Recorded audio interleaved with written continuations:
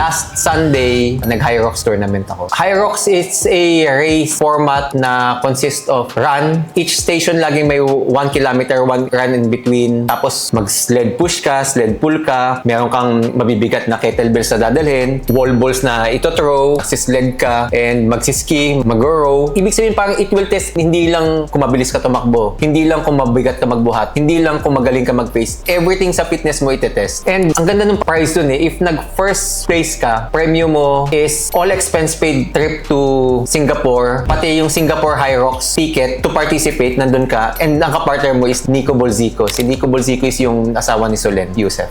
So, nandun ako, nakita ko yung mga kalaban ko, ang babata pa itong mga to. They are elite in their field. Nagko-crossfit sila, matagal na sila nag-workout. And makita mo sa katawan nila na super fit sila, bigat nila magbuhat, mabilis sila tumakbo, and everything. And then, who am I? I'm a 44-year-old na mataba last year. 235 pounds ako last year. And then sila at that time, alam ko lumalaban na sila. Nung mataba ako, lumalaban na sila. So I just did the work and nagtiwala ako sa sarili ko. And I end up being second place. Hindi ako yung nanalo nung trip to Singapore. Pero that's a very big win for me. Kasi alam ko na kaya ko makipagsabayan sa mga elite, sa mga mas bata sa akin. And then, hindi lang yun, nakuha ko yung respect ng mga tao na nakita nila na a 44-year-old man can still compete and do things na talagang intense, na talagang dapat fit lang ang makakagawa.